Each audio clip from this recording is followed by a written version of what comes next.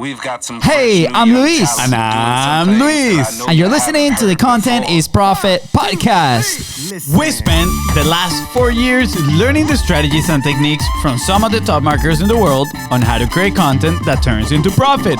And today, we're bringing them to you so you can take action immediately and start creating real content momentum. If you'd like to learn more about how to turn your content into profit, go to contentisprofit.com. Oh, yeah.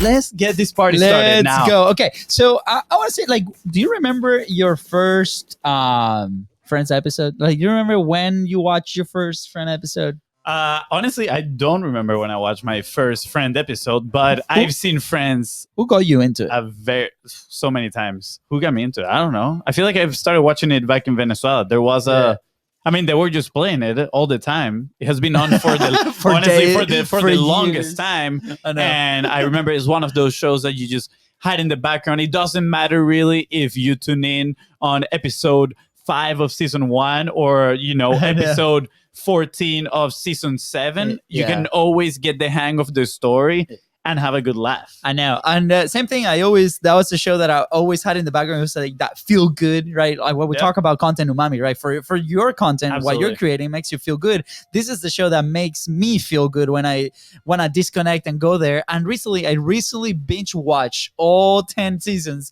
And literally I finished the last episode right before the reunion. Not calculated at all. That reunion episode was full surprise, but I really loved it, right? And when we had the conversation the day after, right, you were like, man, I wrote down all these lessons, and I'm like, oh, that's so cool. I was literally watching it with fan eyes when Fonzie was watching it with the marketer eyes, right? Well, I was watching it with fan eyes too.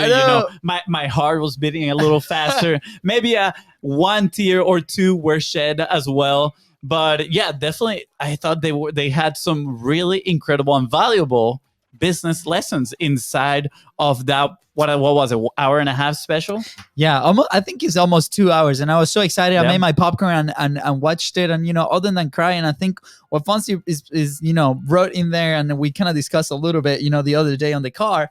I'm like, man, this is gonna be so cool. So why don't you share with us the first lesson? Let's get this party started. Let's go. Again, as we mentioned today, we are #fast and furiousing. Is the verb for Fast and Furious? That should be another show that we create. That's a new hashtag we are trying to adopt over here. But lesson number 1, hire the right people. Ooh. I mean, I don't want to spoil the reunion. If you haven't watched it, well, finish this episode. You're going to get a few spoils maybe, but then go and watch the full thing alert. So we can relate.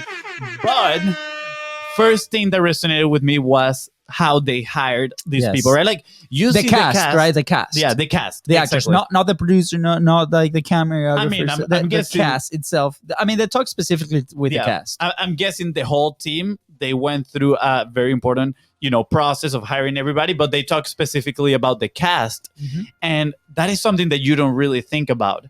How much time it went into finding the right person to play that role, right? I think for Rachel, just herself, was 3 months or 6 months, was it? That one of them had a span of months where a lot of people, hundreds of people, was just casting, and nobody was the right person for the role. The producers were coming in, and even though they were on a timeline and they were like, we got to start this show, right? They were like, no, that person is not the right Rachel. She's not the right Rachel. Yep. She's not the right Rachel. And that's when they found Jennifer, and she was actually on a different show, right? Yep. Running, and I think they recorded the pilot and something else. And if some network would have grabbed that show, they would have lost Jennifer forever. And then obviously I'm not going to share what happens that Jennifer does. There's another business lesson there. But I thought it was pretty interesting, right? On how they first casted David, which he does Ross, right? Yep. And they actually convinced him that he was about to drop TV. He doesn't want to do it anymore. And then it was this long process to find the right person for each character. For each one, yeah. And I think that was obviously one of the big reasons of why the show was so successful. So when you look at your business, right? Sometimes we're in this hurry of trying to find that one person, but just make sure you look inside of your processes or your things, who is that right person that's going to grow, right? Yeah. The buzz, the bus might go in different directions, is who's willing to jump on that bus right with you. Yep. it doesn't matter what the situation is in the business, right? They're gonna work hard and be proactive and do a bunch of stuff. Yeah. So in the words of Jim Collins, right, who wrote Good to Great, he says you gotta find the right people and put them in the right seats, right? And this is what it's all about: finding the right people and putting them in the right seats. How does it look for in content? Right? When we talk about publishing pyramid, once we get to the very top that we're trying to scale and resources, well, let's find the right person to put in the right seats. Do we need a editor that is a number 10, or do we need somebody that is a number 6 across the board that can do multiple things, right? Those are questions that we need to ask yourself. And I'm sure those are similar questions that the producers asked when they were trying to hire the cast of Friends. Yeah, absolutely. And if you want to know more, feel free to reach out. This is one of the topics that we talk about in one of our workshops. So happy to in depth, not in death. I mean, for you, it's that. Wow, Fonzie, who won the tennis yesterday? So dark. Who won the tennis yesterday? I'm going to remind you every time you say something like that. I know. All right, lesson number 2, Fonzie. Lesson number 2. Live feedback. Listen to your audience. Wow, this blew my mind. So these guys, first, they have a whole, set of writers on set while they're recording the show. Now, as you guys know, Friends was recorded live with an audience. And when the cast will say a joke, the audience immediately will give you live feedback if it was good or not. Yeah. And guess what? When it was not a good joke, the writers would huddle up and write new jokes. Rewrite it, yeah. Rewrite it right there on set. And then the cast from Friends would learn the joke and redo the scene. And now, again, see the feedback, listen to the feedback from the audience, whether it was funny or not. Yeah. Guess what? That translates same exact thing to content, right? I have another example before you go into the content side of things. Into the reflection side of things. So there's a part in the show where, they're in London and Chandler and Monica, right, are, in the same bed together. But at the first, the scene, you don't see that Monica is actually inside of, in the bed, under the covers, right? And then she comes out, and the reaction of the audience was so massive. The live audience, they were so excited. It was cheering all over the place. The cheer lasted for minutes. They said in the live set, right? The producers looked at each other and were like, wow, there's something here that the audience wants this relationship to be developed. Yep. And, long story short, they developed that relationship and they end up married. So again, listen to your audience. And the producers were saying, we honestly put that in there. It was just like a fling. Just like a fling. Yeah. We didn't think much of it, but the audience reacted so well that we decided to run with it. And that was probably one of the best stories in the storyline of Friends. Yeah, that surprised me too, actually. I thought that was always meant to be that way. Yeah. And when the guy said it, oh no, it was just meant to be like a fling, and with the reaction of the people, they were convinced this is something that we need to explore. Yeah. It's the same thing when it comes to, honestly, your business and your content, right? You put content in there, you test it, see what works, and then guess what? Do more of it. And with your business, you have conversations with people to check what are their problems, right? Do I have the right solution to their problems? Yeah. And then you can adapt from there. So again, listen to the audience, and the people you're serving. I want to add a little topping to that. A little pizzazz. A little pizzazz. When Fonzie said, listen to what works, is also what works for you. We see a lot of people that come into our challenges, that come into the workshop, that they've tried so many things on publishing, but they cannot stay consistent, and it's because they haven't found the thing that works for them. So there's incredible YouTubers that stick to YouTube. There's incredible people in the podcast that stick to podcasts. There's incredible people that stick to live shows, right? For example, we do the live show because that is the one thing that we really enjoy doing, right? And we stuck with it, right? We've tried so many things. So remember, try to find that thing that works for you, and then within that one thing, start testing, messaging, different things, different offers, and so on. Absolutely. So lesson number 3, and this one is a little bit more abstract, right? But it doesn't matter your experience or expertise. It will always be hard or difficult, right? And I put this because at a moment in Friends Reunion, Chandler, right, or his real name, Matthew Perry, he starts talking about how it didn't matter if he said a joke and it didn't resonate. Whether it was in season 1 or season 10, he said if the joke didn't resonate with the crowd, the live audience, I would get nervous and start sweating, right? Somebody with such an experience and expertise, he would get so nervous, right? Like it would still be difficult for him. So I started thinking, wow, that happens to me in the podcast. Sometimes at moments I say something, and if I think, I believe it is not the most, smartest thing, like I just did right now, the most smartest. If it's not the smartest thing to say, yeah, I start getting sweaty a little bit, right? And I'm like getting nervous, even after doing 180 episodes, right? And it just blew my mind, because guess what? That same day I actually saw a tweet where it was, you pick your hard, right? Which means life is hard no matter what decision you go, right? If you decide to don't act on your dreams, guess what? Life is going to be hard when you are sad laying on the couch because you didn't achieve your dreams. But if you decide to act on your dreams, life is going to be hard because the journey, it is actually hard of accomplishing those dreams. So no matter where you go, it is always going to be hard. It's a matter of your own decision. Yeah. And go ahead and accept that, right? That's going to be hard, because there's a lot of people out there that are selling the easy path, and there's no easy path. I promise you. Yeah. It's all hard work. So you might as well be enjoying that hard work, right? Choose your heart. By the way, if you hear some noises, we have the husky here in the studio today. Yeah, we have Atlas. We have Atlas. He's been stretching and walking around. So yeah, that's the dog. If you want pictures, send us a DM. We'll send good pictures. He's sneezing like crazy. But obviously I related to that big time too, with imposter syndrome, right? And different things, and we all live it at different stages in our business. But it's very important to look back and see the achievements that you have made, not only in publishing. It's like, okay, I went from 0 to 180 episodes, for example, right? Look back and look at your publishing. What have you done? Keep tabs. Right now, we're like deploying this system with our team, where it's like a weekly, like 90-minute meeting, and then daily meetings where we actually have and document all the do's of the team and what are we doing. And then we can look back at the quarter, be like, wow, look at all these incredible steps that we took, right? To see progress, because sometimes we're so in it that we don't see it, right? Same thing happened, a conversation a few months ago, where we actually look back at the revenue from 4 years ago compared to last year. It's been incredible growth, right? But because we're in the business, sometimes we don't see that. So remember, go back and see that progress, and it's gonna make you feel incredible, and use that momentum to keep going. All right, absolutely. Lesson number 4, Fonzie. Hashtag fast and furious. We gotta go a little quicker here. Next lesson, number 4: work in what you believe and enjoy. All right, and yes, this might seem a little woo-woo, and we've heard it out there.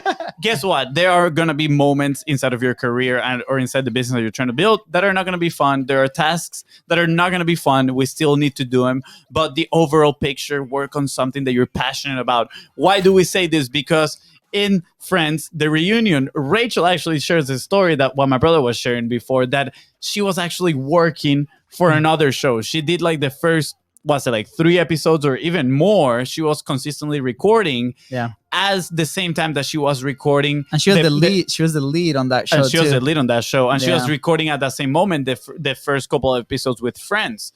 So she enjoyed working with Friends so much, and she enjoyed the cast, everybody, that she turned around and she went to the other show and she told the producer, hey, I just need to quit this. Please take me out of this, because I just want to do Friends. I just want to do this show. I feel like this is my calling. And guess what? The other producer said, well, I don't think that I've seen that show. I don't think that show is going to make you famous. Pretty funny, right? Long story short. But at the end of the day, exactly, she went with Friends, and look at what took off. Yeah. So again, follow what makes you, tingle, I guess. Tingle? Wow. Okay. What makes it tingle. What makes you tingle. And if we relate it back to a little bit of our story, we when he was explaining that to me, I went straight to the screen printing, right? Like that was something that, we were selling stuff, we were building relationships, but the operation of the screen printing was a pain in the butt. Like it was so challenging, right? And we were not enjoying the process. And at the time, we didn't know better. We didn't know what we didn't know. We didn't know to hire somebody, or that we could leverage other people, businesses, and then go and focus on sales. There's a lot of stuff that we learned along the way, but because we were enjoying the process, it made it so miserable. So look inside. Is it what you're doing today really fulfilling? Sweet. If the answer is yes, awesome. Continue, double down, look for help to use leveraging the things that you might not enjoy much, and make that decision, right? Because sometimes we don't make that decisions, we stick with it, and then a few years later we regret it, right? So go like look inside. Am I really enjoying what I'm doing today, right? And then assess that, like super honest, and make a decision, whatever that is. Very important to be honest with yourself. That was a good one. Let's move on. Lesson 5, Fonzie. Lesson number 5. Fine. What's happening with your English today? I was going to say the word. I was reading the word that comes next. But it's lesson number 5. Fine. Find your crew or your environment, right? And we talk about this a lot, right? Especially, I feel like it's a topic that gets covered a lot in the entrepreneurial world. It is, you need to surround yourself with people that is going to lift you up, that is going to take you to the next level. You are the average of the 5 people you hang with. So again, this is so important. And actually, today came out an Instagram carousel, so go check it out on the BIZBROS page at BIZBROS Co. If you're listening, it's like a week ago. Exactly. If you're listening, it's like a week and a half ago. But it's about that, right?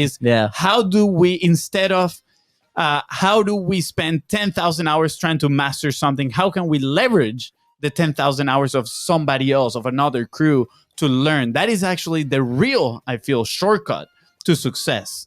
Right? It's not the hacks and the tactics. No, it's about surrounding yourself with the right company. And I want you to explain why this came as a lesson from watching the Friends, the reunion. If I remember correctly, I remember like they were talking like between the 6 of them, right? And they were like, no one could relate to what we were going through, right? Like they went through like this crazy growth as a show.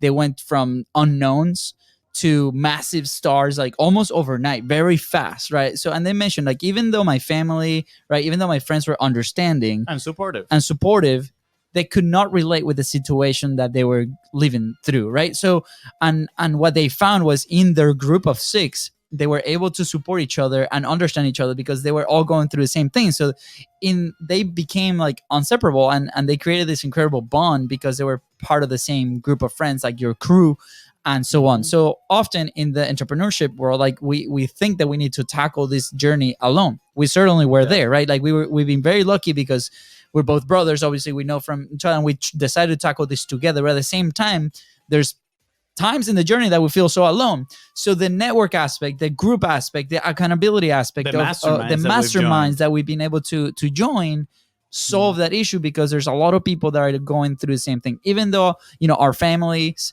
our friends, our husbands and wives, like understand. Our husbands and wives. Yeah, I'm talking to everybody. Oh, true. I thought you were looking at me when you said husbands. Nothing wrong. But you're not like, not understanding. Anyways, but even though they can be understanding, right, they cannot relate because they're not going through what we're doing every single day. So go ahead and find your crew. And by the way, speaking of crews, we have an incredible Content Profit family and Facebook group and community that are going through what you're doing today, and we're all growing together. So come join us. You can just search Content is Profit community on Facebook and go join us there. Yeah, okay. Lesson 6, Fonzie. You're gonna have a blast. We promise. Now, lesson number 6, and you know what I just discovered? We got 2 minutes. You know what I just discovered? I discovered that there are 6 friends. And we have 6 lessons. Coincidence much? I don't know. But lesson number 6 is you never know who you will impact. And this was probably my favorite part from Friends, the reunion. They started showing the fans all over the world, right? People that I'm sure Ross, Monica, and I'm just naming them as the Friends characters, right? But I'm sure the cast had no idea they had such an impact on these people from Africa, people from South America, all over the world, and they were sharing how Friends, actually some of them, how the show kept them alive, right? Gave them a reason to live. How Friends was the trigger of their love life, right? How was a specific episode helped them plan the way they were going to get engaged. It was so cool to listen to the fans and to share to see it. Like, share how they were being impacted by this show. And it's the same with your business, right? And we talk about it, the hourglass effect. Sometimes your message, what you put out there, your work can impact many people, not just the people that you're working one-on-one with. Yeah, and we live in such a wonderful world where the options on modern media, you can put a piece of content out there, that of something that's happening, documenting a challenge that's going on how you crushed that challenge, right? And it's gonna live in the internet, and somebody's gonna find it. I promise you, right? And if we do our job right, the right person is gonna find it, and then you're gonna create this incredible experience for them. You're gonna help them, and that's gonna change and move the world forward. So again, we never know who we're going to impact with the live show. We've been blessed that this thing has been so fun, and we've met incredible people, not only in our community, but around the show, that have come to us and be like, guys, like I really enjoy you. You guys make me smile today. I learned something. One of those action points that you share at the end of every episode. Shout out. Go ahead and listen to all the episodes as well, please. And but that's the thing that we need to strive. So use it in your content. Use it in your interactions. You never know who you're going to impact. Share what you have. You know exactly what you do. You know who you help. You know exactly. Just we got to put it out there, right? So that is right. So I love it. Those are the 6 lessons we learned from watching Friends, the reunion, right? Yeah. Now, as always, we're going to leave you with an action point. This is the action point for you. Next thing that you watch, right? Whether it is an educational piece or an entertaining piece of content, I want you to put on your learning glasses. And as you're watching, ask yourself, what am I learning here that I can apply to my business, or that I can create a piece of content with, right? Just like the same way that we're doing right now. And I want you to obviously go ahead and publish it and go and tag us at BIZBROS Co on Facebook and on Instagram. That is going to be the action point for today. I have a bonus action point.